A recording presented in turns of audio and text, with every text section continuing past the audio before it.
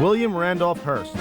He was a media mogul of unmatched power and influence. In the 1920s, Hearst destroyed celebrity reputations and careers with the scandals and rumors he turned into headlines. But in 1924, 61-year-old William Randolph Hearst himself was caught up in a shocking tale of sex, booze, and murder. On this episode of Mysteries and Scandals, we'll piece together the events of a doomed weekend aboard the Hearst yacht. Silent screen legend Charlie Chaplin, Hearst's longtime mistress, movie star Marion Davies, gossip columnist Luella Parsons, and Hollywood producer Thomas Ince made up the list of passengers. But on this cruise, the social activities included infidelity and death. Hearst, who for whatever reasons of that weekend's events, was growing increasingly jealous of Chaplin and what might be going on. Hearst was extremely upset after finding who he thought to be Chaplin and marry him and pull out his gun and shot. What really happened on that weekend cruise, and was there a cover-up involving some of the most powerful people in Hollywood? If they were to come forward and blow the whistle on this kind of thing, they would be finished. There's a certain morbid appeal to seeing the high and mighty brought down to their knees. I'm A.J. Benza. Join me as we attempt to set the record straight about one of Hollywood's most mysterious deaths and the man suspected of murder, William Randolph Hearst.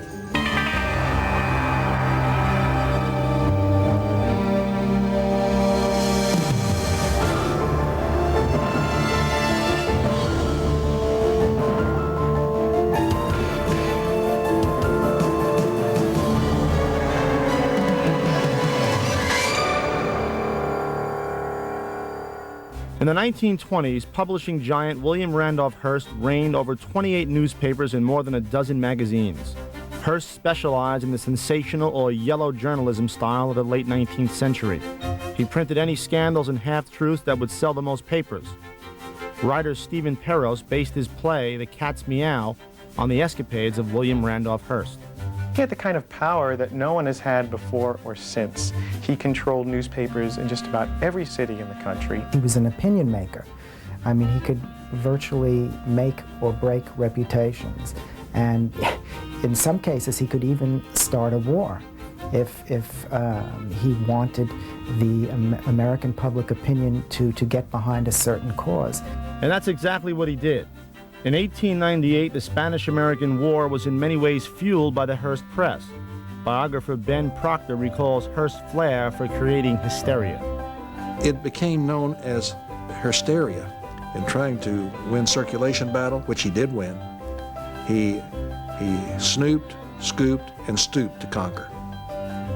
This is, but it's the greatest historical fiction you will ever read. It's an exciting paper. His famous quote about the Spanish-American War, when this reporter said, "There's no war here," he said, "You send the pictures, I'll make the war." When Hearst wasn't causing trouble, he was certainly asking for it. Married and the father of 5 children, Hearst wasn't the stay-at-home type. Edward Epstein is the author of The Ince Affair. He loved showgirls. In the old days, Marion Davies was a special one. She was barely a teenager, but he fell in love with her. This was to turn out to be a lifetime relationship with each of them jealous of the other, which would create a problem in the future. But in the beginning, Hearst was madly in love and would do anything for his mistress. The 54-year-old mogul used his power to advance the career of the 20-year-old beauty. Bob Burchard is a film historian. Marion Davies was an actress in New York, and Hearst became her champion and produced a number of films. Hearst very much wanted to make Marion Davies a star. He was smart enough to know that while he might be a genius in the newspaper field, he needed an equivalent genius in the motion picture field, and this is how he got together with Thomas Ince. In the early 1920s, Thomas Ince was the hottest filmmaker of the day. Ince specialized in producing epic dramas and blockbuster spectacles. Hearst knew that Ince had the talent and the resources to get Marion Davies a leg up. Her career, that is. Ince came from a theatrical family. In 1911, he came out to the West Coast to make films in what became known as Inceville, which was a tract of land where sunset meets the ocean. And they made primarily Westerns and Civil War dramas at that location for a number of years. The Ince studios at Washington and Ince which is still standing, kind of this Mount Vernon front to it, and they shot Gone with the Wind there. Thomas Ince has been credited with developing the studio system. He formalized the scripting process and the shooting process so that things became more streamlined. In November 1924, Hearst asked Thomas Ince to take over the production of Marion's films. Hearst and Ince had similar values. They were looking to push their own careers, their own empire, and developing a sense of influence that no human being had had up to that time. It was fateful, their meeting, their entering into a business deal. I mean, how many people would have liked to have changed places with Ince when he signed that deal? Signing a production contract with Hearst made the 42-year-old Thomas Ince the envy of Hollywood, but not for long. Coming up, what tragic fate was waiting for Thomas Ince? Who was to blame? And how would this scandal haunt William Randolph Hearst until the day he died?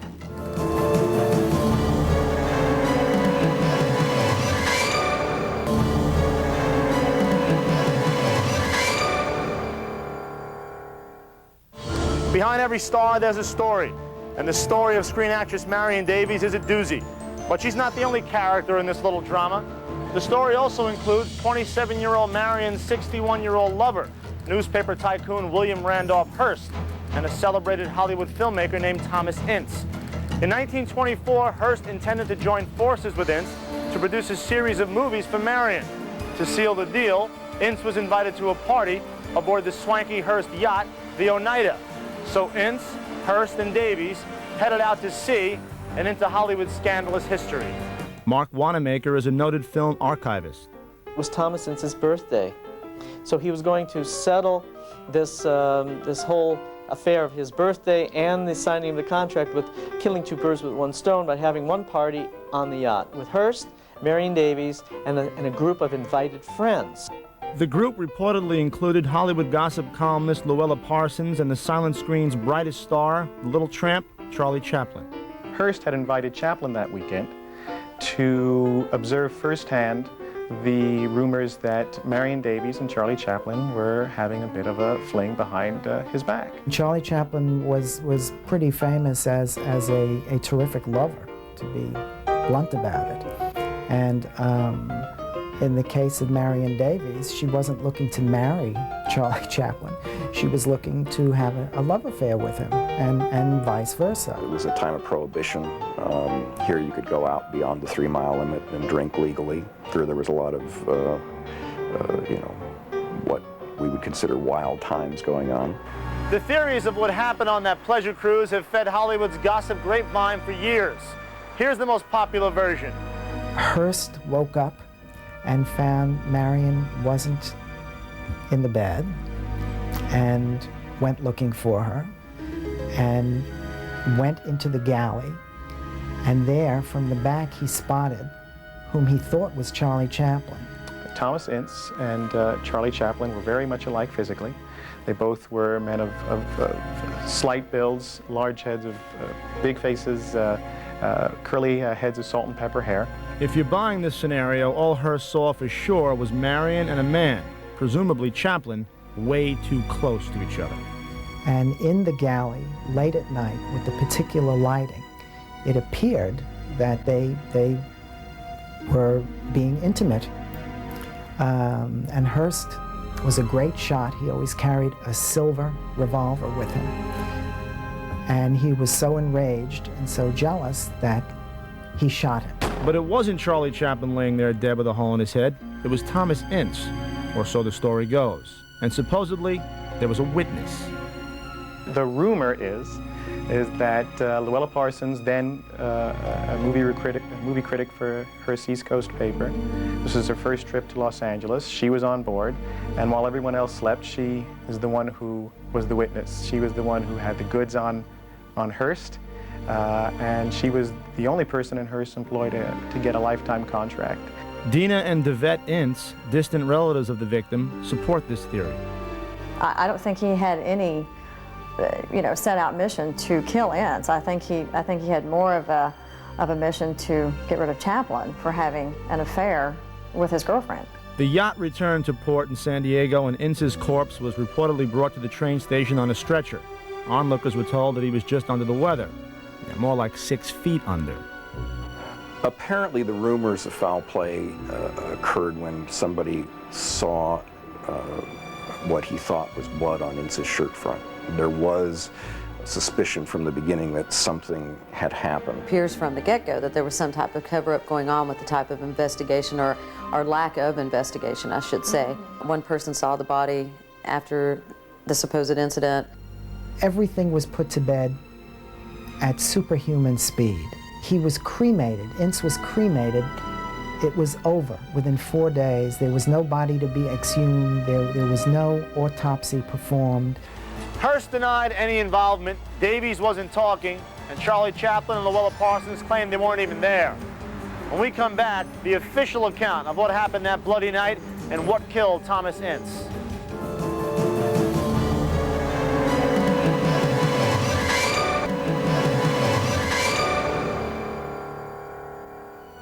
A hot-tempered millionaire publisher, a movie star mistress, and a dead Hollywood producer. What about Colonel Mustard in the library with the lead pipe? In 1924, rumors ran rampant about the mysterious death of 42-year-old filmmaker Thomas Ince. 61-year-old media magnate William Randolph Hearst was the host of Ince's Bon Voyage party, and legend has it that Hearst, in a case of mistaken identity, put a bullet in Ince's head. However, the official scenario of what happened to Ince that weekend suggests instead a deadly case of indigestion. He was known as a workaholic. He had a heart condition. He had an ulcer condition. He was not supposed to drink. He was not supposed to eat rich foods. The understanding of ulcers and what caused them was not what it is today. He disobeyed his doctor's orders. He partied hardy that night on his birthday, as probably any of us might. Ince had turned blue at the table. In other words, he looked bad, and he went to his stateroom where he immediately started vomiting blood quite a lot, and then he had a minor coronary while he was vomiting, which is a common thing. And of course, everyone was alarmed at this, very upset. He had to get off the boat, and he decided to go home the next morning and take the train back to Los Angeles. With Ince was Hearst's staff physician. On the way home, he became worse. His companion called his family to bring his personal physician down. The doctor looked at him and did diagnose he did have a heart attack. He is in very bad shape, and but Ince felt that he could recuperate at home. That's why he was not brought to a hospital. And he continued on the train up to Los Angeles. He came home on a stretcher. He was put immediately to bed. He had visitors. He talked to his family. He talked to Charlie Chaplin, who did visit him. And he died on the morning of the 19th of natural causes. If Ince's death was caused by an ulcer and subsequently a heart attack, then why all the mystery about what took place on that yacht? I think it's quite interesting, with Hearst being a publishing mogul, that the incident was kept, in such a small story fashion. I would say that that's a very newsworthy story, which happened in his presence. I mean, look how many more newspapers he would have sold if it was a huge headliner. That's why I don't understand. That's the business he was in. In those days, the coverage was going to be very discreet, first of all, because you had prohibition. Liquor was prohibited. And of course, there was going to be plenty of liquor on board. I think it's likely there was a cover-up. A lot of people needed him, and no one wanted to see him in jail. Those convinced of a cover-up also charged that Ince's body was cremated and no autopsy was performed. Film historian Bob Burchard contends that no murder mystery exists. The early reports that there was blood on Ince's shirt front led the San Diego DA to contact the Los Angeles Sheriff's Office and the Los Angeles Police Department.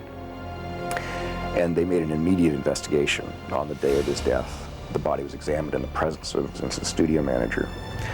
No marks, no wounds were found on the body. It's like a grain of sand in a cultured pearl. The pearl does not grow without that grain of sand. And this kind of legend does not grow without some kernel of truth there. That Ince died of indigestion is highly unlikely. There's really no one surviving who can say with certainty that that's the case. That may be true, but we have the next best thing. When we return, an exclusive interview with Thomas Ince's granddaughter. We'll also hear from the granddaughter of William Randolph Hearst, Patricia Hearst, to finally expose the truth of that fatal weekend.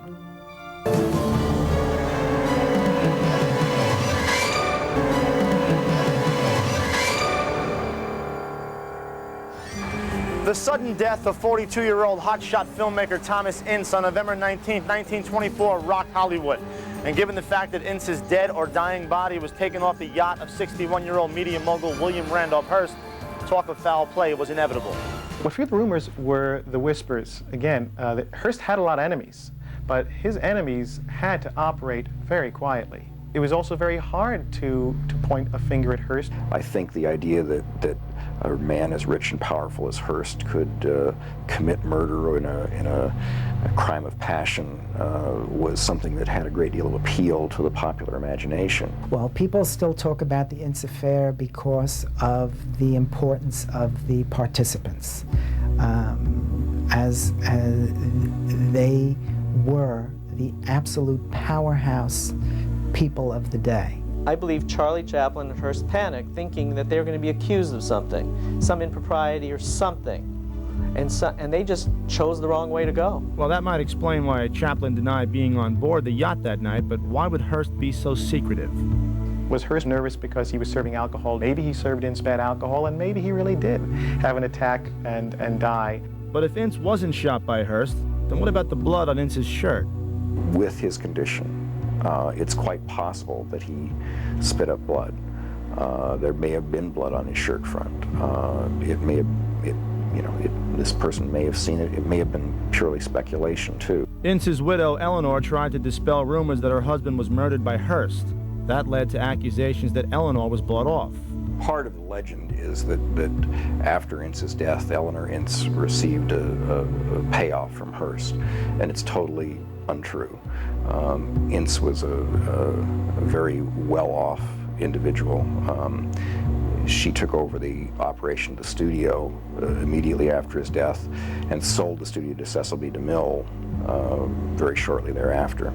If everyone who was supposedly on board the yacht is dead, who can we turn to for answers? Well, let's ask the descendant of the victim, Ince's granddaughter, Nancy. What killed Thomas Ince? He shouldn't have been eating, drinking, smoking to the extent that he did. And it just really hurt him, and he felt sick, and that's when they took him to the closest port, which was San Diego, to get him some help. Every account from his wife, his son, his granddaughter, his grandnephew, his personal driver, his studio manager, all say the same thing, that he died of a heart attack. Patricia Hearst, author of Murder at San Simeon and granddaughter of William Randolph Hearst, asked her parents about the Ince affair as a child. Her parents had very definite opinions about the incident. They said flatly, no, it's not true. It's ridiculous. Ignore them. They don't know what they're talking about. People have been saying these things for years. Just ignore it. They don't know what they're saying. My father remembers going into his room, seeing him, talking to him, as much as you can when somebody's sick. And I always remember my father telling me that he got to visit his father in the last few days. What about the quick cremation of Ince's body? Was it an attempt to destroy evidence of foul play? Contrary to popular opinion, Ince was not cremated immediately. His body was embalmed. The cremation was something that he and his wife had decided on long before. It wasn't something that was done to cover anything up. Still not convinced? Nancy Ince offers this sworn affidavit was signed by Thomas Ince's studio manager. It states that Ince's body was examined before it was cremated and was found to be free of external injuries. There was absolutely nothing wrong. No injuries, no shot bullet holes or any kind. The sad part about it is that people forget all the wonderful work and innovations he did for the movie industry. Put this type of thing ahead of that. So it sounds like Ince really did die of natural causes and not at the hands of William Randolph Hearst. Hearst and Davies remained lovers until his death in 1951, but Hearst was never able to escape the sting of the Ince scandal. D.W. Griffith, the founding father of the motion picture industry, was a partner of Thomas Ince's, and Griffith, throughout his life, said that if you wanted to see Hearst turn white, mention Thomas Ince's name. William Randolph Hearst made his millions selling Scandal. It's kind of fitting that Hearst would be forever haunted by the one scandal he couldn't control. I guess what goes around really does come around. I'm A.J. Benza. Join me the next time we take a stroll down the flip side of the Walk of Fame.